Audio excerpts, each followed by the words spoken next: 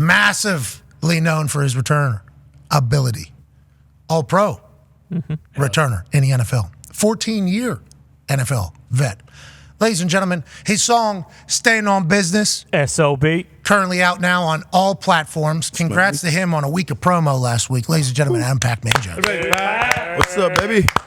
Pac, how'd promo go last week for Staying on Business S.O.B.? Oh, it's a real job. I got so much respect for Taylor Swift for doing what she do for 3 hours. Yeah, oh, really? What? Oh, my God. Just imagine I had 4 shows a day. I only did 4 songs. But, like, doing 4 songs... four times. So because you're getting introduced to DJs and stuff. Yeah. Hey, here's Adam Pacman Jones, the real Pacman Jones. He has a new song. We just signed him to Universal. He's going to play a couple songs for you. Right. Okay, so now the DJ's hearing, okay, I like that. Now they're playing it. Now you're getting in rotation. Yep, there you go. Bingo. So that's the game. That's the game. I did not know that's what you were doing last But I was performing. Like, it was Pack House where we was at. We had DJ Holiday, core DJs.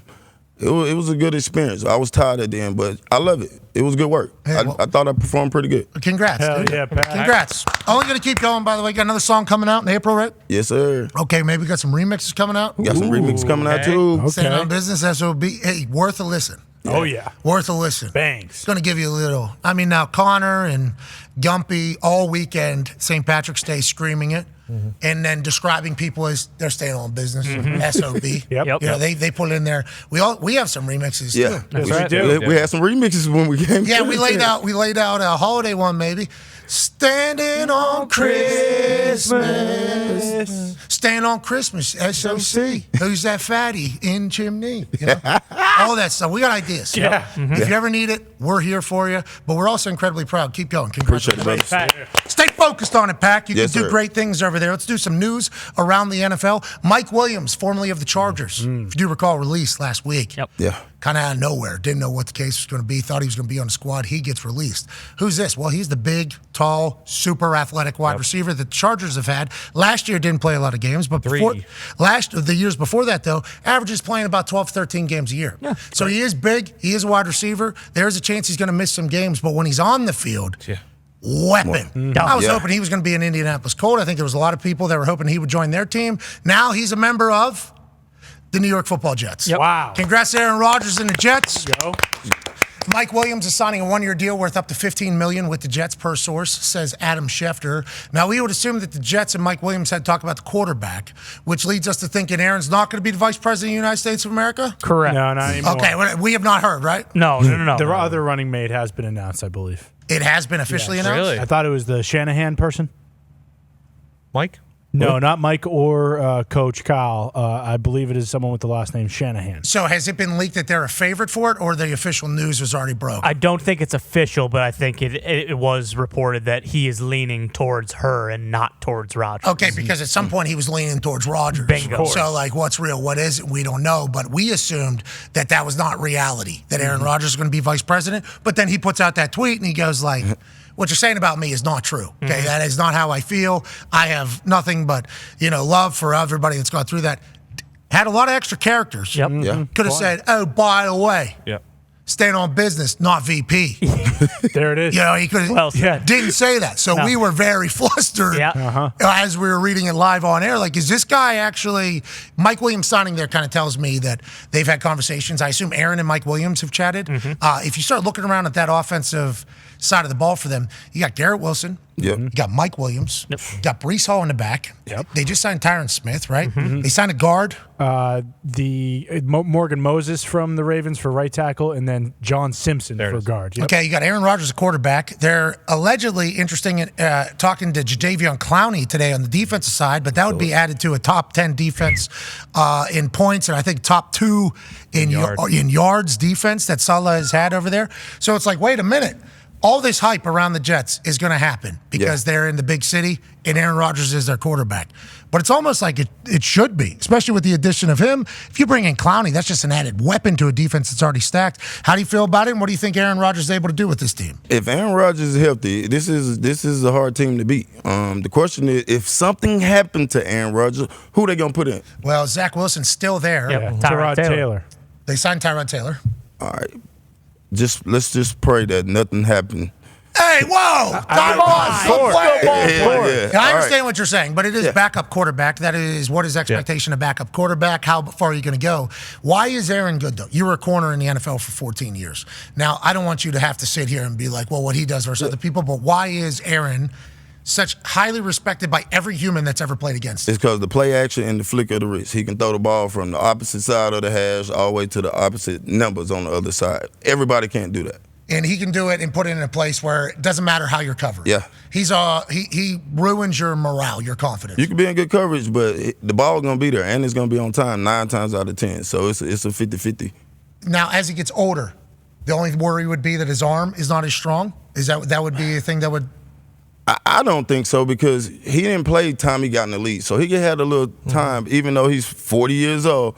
I really think he's still got a lot more football in there. But that would be the worry, though, right? The worry would be that his arm isn't as strong, so he wouldn't be able to just 60-yard, 50-yard ball over guys. Remember, he puts he puts balls over defenders' shoulders. Yep.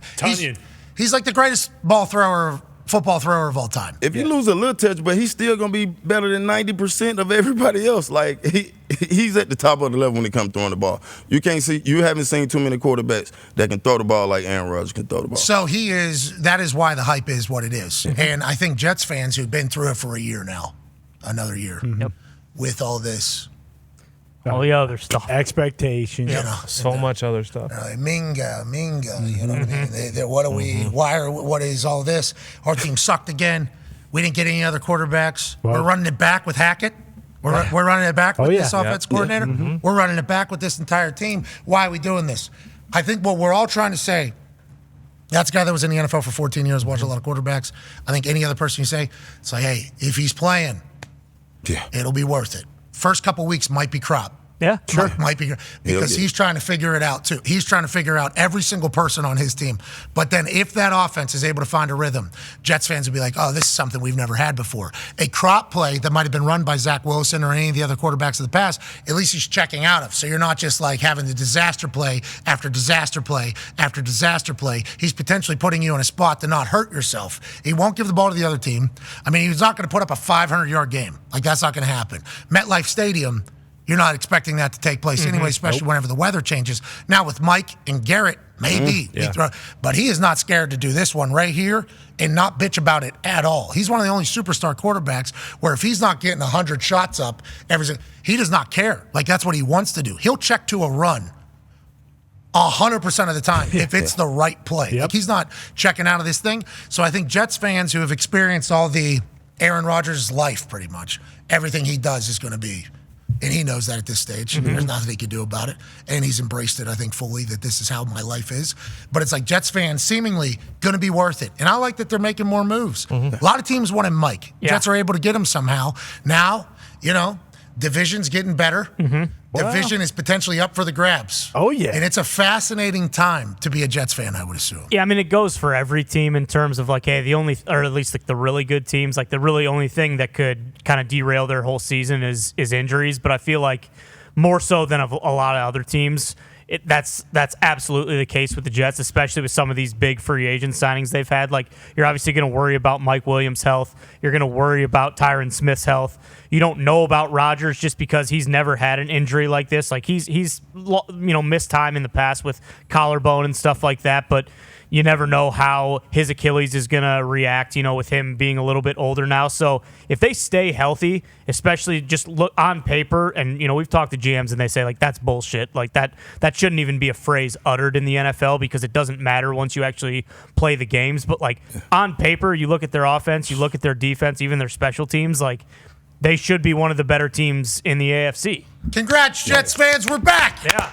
Well, it's only a matter of time before we got the American flag on September 11th. Don't do that. Don't do that. For sure, don't do that. I mean, that's the last thing you want Rodgers I'm not even going to say what I was thinking here. Well, I mean, also September 11th, I do believe, is the Thursday night football game. So maybe they are on that game, and it would be Kirk Herbstreit and Al Michaels first because the first one's on NBC. But as Jets fans, every Jets fan knows, hey, something's going to happen, and it's going to stink. That is what Jets fans are thinking. Yes, and as a Patriots fan, I want that to happen, obviously, because I don't want them to do well. But when you want do, the Kraft family to do well?